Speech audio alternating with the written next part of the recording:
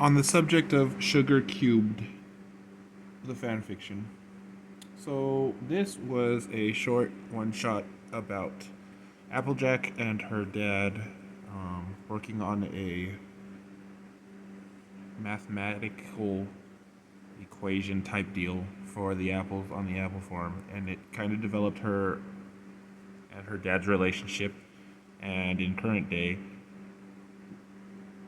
showed a math competition between the ponies of Equestria. Uh, so an Applejack fic. Twilight was there. Luna was there for some reason, and I'm kind of irritated about that because, yeah, Luna has to be the focal point for me, or at least be shown as how ridiculous she should be. And then Maud was in it as well.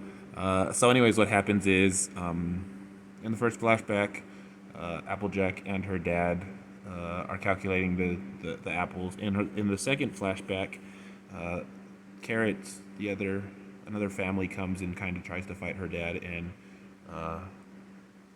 because they think he's like cheating them because his apples and stuff because of his equation aren't working or whatever. And I think a lack of information, a lack of a lot of stuff, a lack of how things happened, kind of hurt this story a lot. But I think the thing that probably didn't hurt this story at all, but to me it just made it go like way lower, is the fact that Luna was used as kind of like a stepping stone, and I don't really like that. I don't like the idea of that. It's what they do in the canon when Chrysalis beat Celestia. It's like, oh, how do we make Chrysalis look strong? Have her beat Celestia. Oh, why? Because everybody thinks Celestia is really strong. So, like with Luna, with this story, it's like, well, Luna has to be smart. She's been alive for thousands of years. Okay, well, then have them beat her. And it's like, yeah, so she's just a stepping stone. That's dumb. What ends up happening is Mod wins the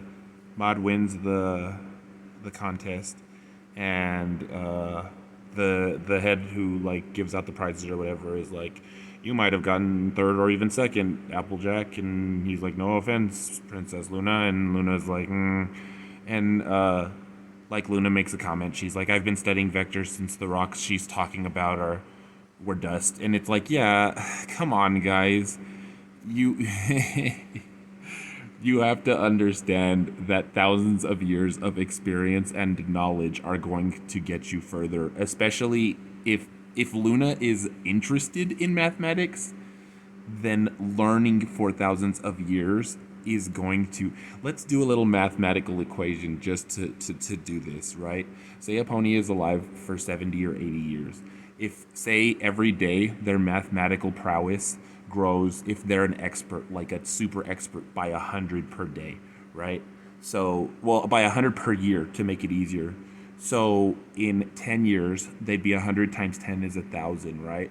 And then you'd multiply that by 80, that'd be 8,000. At the end of their life, when they're the oldest, there'd be 8,000. Now that's already wrong because, while they're a baby, they're not going to get that. So it'd be low, like 7,500 or something. And that's like the highest expert.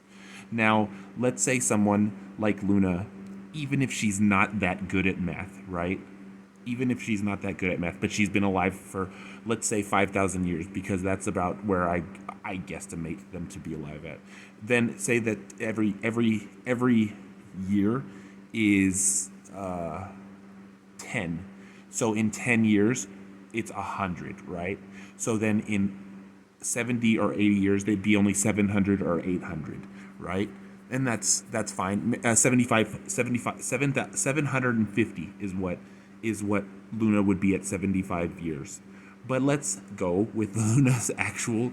So she's been alive for 1,000 years, right? So 100 years she'd be at 100 years she'd be at 1,000. So in comparison, 100 years for Luna would be 1,000, and for the other pony who reached max potential at 75 years would be 7,500.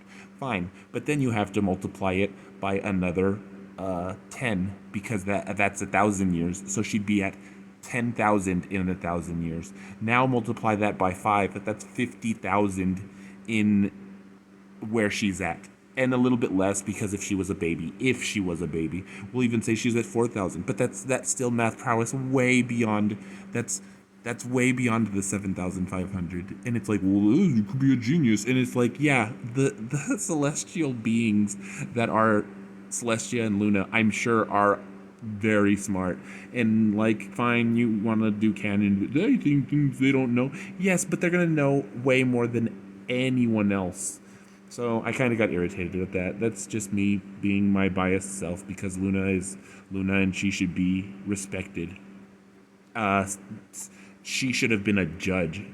She should have been the one announcing. But even then, they would have been like, well, we don't have anybody to surprise, like, beat. So, like, you'd be like, oh, the princess lost. And it's annoying that they do that. But she should have been the judge. A princess shouldn't even be allowed to enter into a contest like that because they'd be so far beyond.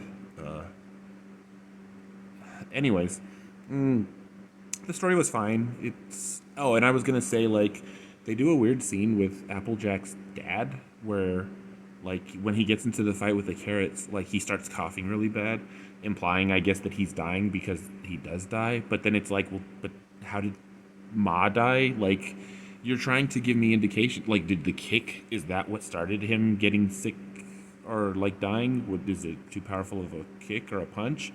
And it's just really confusing. Like we know they die or we know they're gone in the canon, and you're showing us a time skip after. So like it's obvious that that is like what happens, but you're kind of implying that it started happening there, and then it's like, well, what about Ma? And it's just really confusing. The story. The voice acting too. The voice acting for everyone except for Luna was fine. Luna's voice actor seemed to be struggling with clarity in her voice. She wasn't using Royal We, which is fine. Like it could be like after where she gets used to it, but even then her dialogue was very garbled, and like the girl who was voicing her had trouble enunciating words that she was saying. But it was alright. It was do I want to give this meh or good? I think I'd give it meh. I think I'd give it a 2 out of 5. It was just there. It was a meh. It was meh.